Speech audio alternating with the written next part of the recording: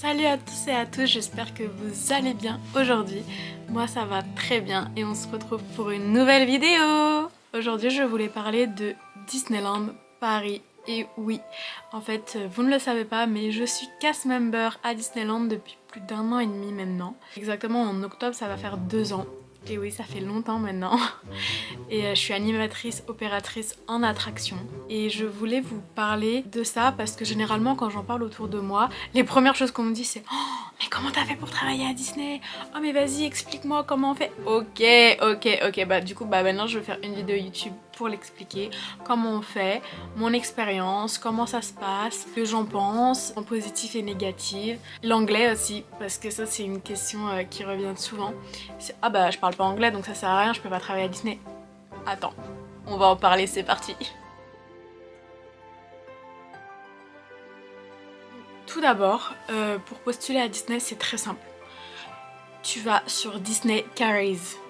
Et ça, je vais te mettre le lien en barre de description, comme ça va être simple pour toi.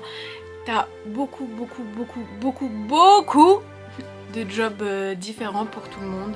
Donc tu as comme moi, tu as attraction, tu peux travailler dans les hôtels, en accueil, tu peux travailler en propreté, tu peux travailler dans les bureaux si en fait c'est les bureaux qui t'intéressent, travailler aussi en backstage. En fait il y a énormément de postes à pourvoir tout le temps. C'est que là si tu y vas, tu auras des postes où tu peux postuler. Dans une semaine t'y retournes, il y en aura toujours. Toujours. On a toujours besoin de monde parce que déjà en attraction, il n'y a que cette vision que j'ai vu que je travaille en attraction. On a les jobs étudiants, donc les étudiants qui partent ou aux caisses, les CDD, les intérims. Après les CDI généralement c'est eux qui restent le plus longtemps. Alors, déjà, revenons sur Disney Careers. Tu es sur le site Disney Careers, tu veux postuler à l'offre qui te plaît le plus, et let's go, vas-y. Il faut préparer une lettre de motivation et un CV. Alors ton CV avec ce que tu as fait, tout depuis le début. Alors faut vraiment que ton CV il soit personnel et qu'il s'apparente à toi. C'est-à-dire, faut pas que tu mentes sur des choses que tu n'en as pas faites et que tu as mis dans ton CV parce qu'ils vont le savoir et te posent des questions dessus. C'est des questions bateau mais des questions qui te posent. Pareil pour ta lettre de motivation. Il faut qu'elle soit personnelle et personnalisée. C'est-à-dire dans ta lettre de motivation, tu peux dire pourquoi du comment tu veux travailler à Disney, qu'est-ce qui te plaît le plus. Par exemple, si tu travailles en attraction, est-ce que tu aimes bien l'interaction avec les guests? Pourquoi la magie de Disney, etc. Enfin bon, c'est vraiment des choses qui peuvent leur dire ok, lui ou elle est motivé, on y va, on le prend en entretien, etc. Une fois que vous avez postulé tout simplement, vous allez recevoir un mail de confirmation que vous avez postulé. Ensuite, vous allez attendre et vous allez recevoir un mail ou non pour vous proposer un entretien. Alors, savoir que moi, quand j'ai postulé, c'était la période fin de Covid. Et du coup, tout le monde a repris à travailler. Moi, j'étais encore dans la vente, etc. J'en avais marre. Donc, faut savoir que tous les entretiens se passaient en Zoom, alors qu'avant, ils étaient en présentiel. Aujourd'hui, je crois que ça n'a pas changé. Je crois que ça les aide, c'est plus facile pour eux de les faire en Zoom les premiers entretiens. C'est-à-dire que vous allez recevoir un mail avec le poste dont vous avez postulé et ils vont vous proposer plusieurs dates que vous allez choisir pour passer l'entretien. Alors ça c'est cool, ça veut dire qu'ils ne vous imposent pas une date, c'est à vous de choisir l'heure et la date à laquelle vous voulez passer votre entretien, comme ça vous êtes dispo, vous êtes sur diète et sans problème. Généralement ça se passe sur Zoom. Donc une application que franchement on peut pas se mentir, on a tous utilisé cette application pendant le Covid.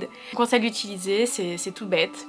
Une fois que vous avez postulé et que vous avez votre entretien, là vous allez passer votre entretien d'embauche. Et oui, c'est génial. Alors soyez pas stressés, franchement c'est cool.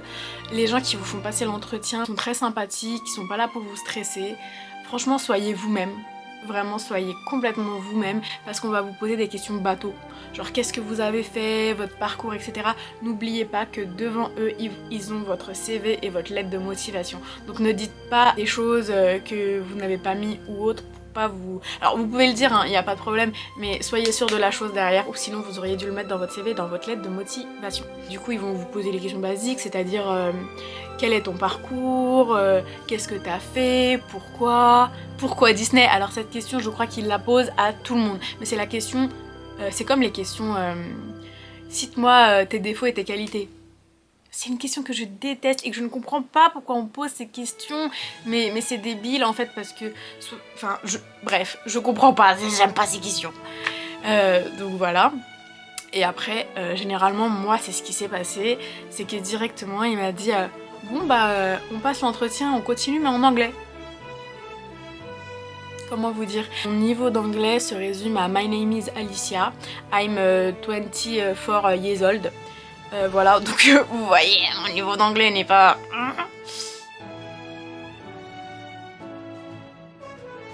Et j'ai été prise. Je travaille à Disney, donc ça ne veut rien dire. Pour le poste auquel j'ai postulé, pour vous expliquer, c'est que il m'avait pris pour accueil, propreté et je ne sais plus quoi. Et moi j'étais là et il me dit bah désolé, vous pourrez pas correspondre au poste parce que pour les postes dans lesquels vous avez postulé, et ben l'anglais est obligatoire. Sauf que les questions qu'il m'avait posées en anglais, pour vous dire, c'était les questions quel est ton film préféré, qu'est-ce qui se passe dans le film, etc. Bah en fait moi je répondais mais je faisais pas de phrases. En fait je savais sortir des mots mais je savais pas faire de phrases, c'était iconique. Du coup voilà, en continuant l'entretien, je me suis dit bon bah ça y est c'est mort, de toute manière il m'a dit, on continuait quand même en français hein, mais il m'avait très clairement dit vu que t'as pas l'anglais c'est mort. Pourtant j'ai essayé de me vendre parce que attention, si vous avez d'autres langues, vendez-vous, genre réellement.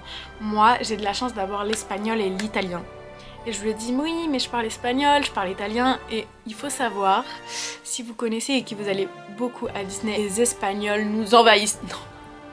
Je rigole mais je ne rigole pas, vraiment, ils sont là tout le temps, 24 heures sur 24, je me demande s'ils travaillent, je me demande s'ils vont à l'école, je ne comprends pas. Mais bon, c'est pas grave. Le monsieur qui m'avait fait passer l'entretien, il ne parlait ni espagnol ni anglais et il m'a fait confiance.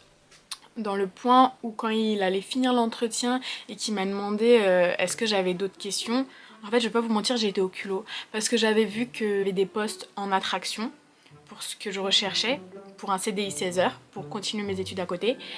Et en fait, j'avais pas été retenue pour ce poste, il m'avait pas fait passer l'entretien.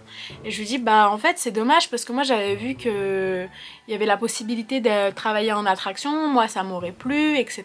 Patati patata. Il m'a dit, ah bon, c'est vrai? Et en fait, là, il a continué. Je fais, oui, et si vous voulez, on peut continuer, par exemple, l'entretien en espagnol. Moi, il n'y a pas de problème, on y va.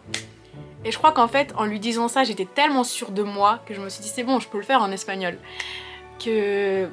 Bah en fait, je pense qu'il a bien aimé. Et vu qu'il parlait pas les langues, il s'est dit bon, je vais pas me mettre là-dedans et c'est parti. Et il a accepté, il m'a dit ok, bah bon, bah merci beaucoup et vous aurez une réponse d'ici peu, sous 48 heures généralement ils te disent. Ou c'est très rare qu'ils te donnent la réponse directement. Ils aiment pas faire ça, je sais pas pourquoi. On a arrêté l'entretien, je vous jure, j'ai fini l'entretien, je crois il était 15h10, alors que ça devait durer une demi-heure, hein. Je me suis dit, bah, c'est mort, vas-y, 10 minutes d'entretien, qu'est-ce que tu veux faire, tu vois? Et ben je vais pas vous mentir qu'à 15h13, j'avais ma réponse comme quoi j'étais prise en attraction à Disneyland. Genre mais c'était incroyable, genre j'étais là en mode waouh. Bref, j'étais trop contente. Du coup voilà, donc comme je vous dis, l'anglais n'est pas rédhibitoire, n'est pas obligatoire. Vous pouvez vous en sortir avec d'autres langues. Moi j'ai des collègues à moi qui sont tombés sur d'autres personnes qui parlaient par exemple allemand ou polonais ou espagnol, et du coup comme ils parlaient pas anglais mais ils parlaient les autres langues, ils ont fait leur entretien dans les autres langues, ça a fonctionné. Du moment que vous avez une seconde langue, ça fonctionne, ne vous braquez pas là-dessus, genre vraiment. Et regardez, à l'heure d'aujourd'hui, je me suis améliorée quand même un petit peu en anglais. Alors je dirais pas que je suis bilingue, mais j'arrive à comprendre ce qu'on me demande et à y répondre, même si c'est pas complètement des phrases. Mais bon, comme je vous ai dit tout à l'heure, l'anglais et moi ça fait 48. Voilà, hein. Aussi, vous voulez travailler à Disney mais vous habitez à l'autre bout de la France ou à l'autre bout de la planète, vous pouvez, ce n'est pas rédhibitoire. C'est-à-dire, moi ça va, je n'habite pas très loin de Disney donc ça me pose pas de problème, mais j'ai beaucoup de collègues, d'amis à moi qui habitent très loin et qui travaillent à Disney. En fait, Disney vous propose des logements. Alors des logements comme que tu vas payer en loyer comme comme tout, hein. Donc c'est assez sympathique. Au moins vous avez quelque chose pour travailler à côté du travail, vous avez un logement et vous pouvez vivre de votre passion. Parce que généralement, beaucoup de gens viennent travailler à Disney parce que c'est leur rêve depuis petit, c'est leur passion, etc. Alors ce n'est pas la mienne. Moi c'est juste mon CDI 16 heures, hein. J'aime bien mais voilà. Faut vraiment pas s'attarder là-dessus, n'ayez pas peur. Donc voilà, alors une fois que vous avez reçu votre réponse comme quoi vous êtes pris ou non à Disney, vous allez avoir une date de commencement en fait, et votre date de commencement ça sera votre premier jour à la tradition. Vous allez passer une tradition, etc. Vous verrez ce que c'est super sympa. Vous allez rencontrer des collègues que peut-être travailleront avec vous. En fait, ils vont vous expliquer comment ça se passe, les backstage, etc. Moi, à l'époque que je l'ai fait, vu qu'il y avait le truc du Covid, on pouvait pas visiter le parc pendant notre jour de tradition. Mais apparemment, avant, ils le faisaient. Je sais pas s'ils le font maintenant, aujourd'hui. Mais... je peux pas vous dire ça, c'est que les nouveaux qui postuleront, qui pourront me dire oui bah moi en faisant la tradition bah, j'ai visité le parc. Nous on nous avait fait visiter le parc, attention, tenez-vous prêts, sur Google Maps. On a vu le parc assis sur une chaise autour des tables sur Google Maps, franchement. On pouvait le faire à la maison, hein. Mais bon, je pense qu'on connaissait tous le parc un petit peu, un minimum. Donc voilà. Et après, le lendemain, on vous dit où est-ce que vous êtes situé. C'est-à-dire qu'en fait, le premier jour de votre tradition, si vous êtes par exemple en attraction, vous ne savez pas encore dans quelle attraction vous êtes. C'est à partir du moment, à la fin de votre tradition, on vous dit, bon bah on va vous dire le lendemain à quelle heure vous allez commencer. Et où est-ce que vous allez être en fait? Où est-ce que vous allez être? Dans quelle attraction? Si vous allez être au studio, si vous allez être dans le grand parc, dans quelle land vous allez être, etc. Moi ça m'avait fait froid dans le dos parce qu'on était deux le jour de ma tradition. C'était la première fois qu'on commençait à 6h40 et j'avais été attribuée à l'attraction Peter Pan. Donc entre temps j'ai changé. Mais j'étais là en mode waouh, j'ai bien paniqué parce qu'en plus on nous a dit ok 6h40 mais en fait il faut y être 1 heure avant, donc 5h40, le temps de se préparer etc. parce qu'on connaissait pas, le temps d'arriver, parce qu'il faut savoir qu'en backstage ça dépend comment vous venez, si vous venez en transport, si vous venez en voiture ou vous êtes garé, dans les backstage vous avez des bus. Mais bon, ça vous apprendrez, je peux pas trop vous en parler non plus. Si vous postulez, vous saurez tout ça durant votre tradition. C'est immense, faut savoir que c'est 2 fois plus grand que le parc, presque. Donc voilà. Alors oui, de travailler à Disney, on a des avantages et des inconvénients. Les inconvénients premières, il faut savoir, il faut en être conscient, c'est les horaires. Vous pouvez avoir des horaires très tôt le matin, comme très tard le soir, selon où vous travaillez. Alors dans les bureaux, c'est des horaires de bureau, donc rien à voir. Mais ceux qui travaillent en tout cas dans les backstage et on stage, ça faut en être certain. De toute manière, durant l'entretien, ils vont vous le demander. Est-ce que vous pouvez commencer à cette heure-là et finir à cette heure-là? Généralement, dites oui, comme ça, voilà. On dit tous oui, mais on a tous le seum derrière quand on commence très tôt ou on finit très tard. Moi, je préfère commencer tôt que finir tard. Mais après, ça, c'est personnel. Après, les avantages qu'on a, c'est qu'on a pas mal de soirées réservées que pour les cast members.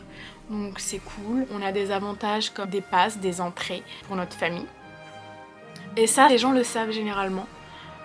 Parce que on vient te voir, on vient t'envoyer un message, même sur Instagram, un exemple tout bête, hein, de personnes que t'as pas parlé depuis. Elle arrive comme ça, elle vient te regarde et elle te dit comment tu vas? Ça fait longtemps. Ah bah j'ai appris que tu travaillais à Disney. Est-ce que tu aurais des places pour nous faire rentrer s'il te plaît? Sérieusement?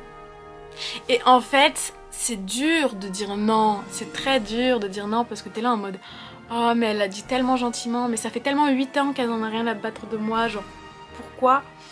Et du coup voilà, donc ça, soyez sûr que le jour où vous travaillez à Disney, vous allez avoir une ribambelle de gens qui vont vous demander des places pour entrer à Disney. Genre réellement. Et vous en avez pas beaucoup, donc faites attention et dites pas oui à tout le monde. Et en plus au début que vous commencez, vous en avez vraiment pas beaucoup, c'est au bout de 1 an que vous avez 15 fois 3 entrées. Donc voilà, sachez que vous dites oh bah 15 fois 3 c'est beaucoup. Finalement 15 entrées c'est très rapide quand tu fais rentrer un tel, ce mois-ci, ce mois-là. N'oubliez pas.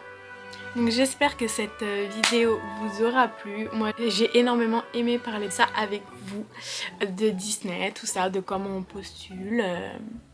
Donc c'est sympathique on va dire. J'espère que cette vidéo vous a plu. Si elle vous a plu, lâchez un petit pouce bleu, mettez un petit commentaire et si vous voulez abonnez-vous, ça fait toujours plaisir d'être soutenu et d'avoir un petit abonnement ou des petites choses comme ça.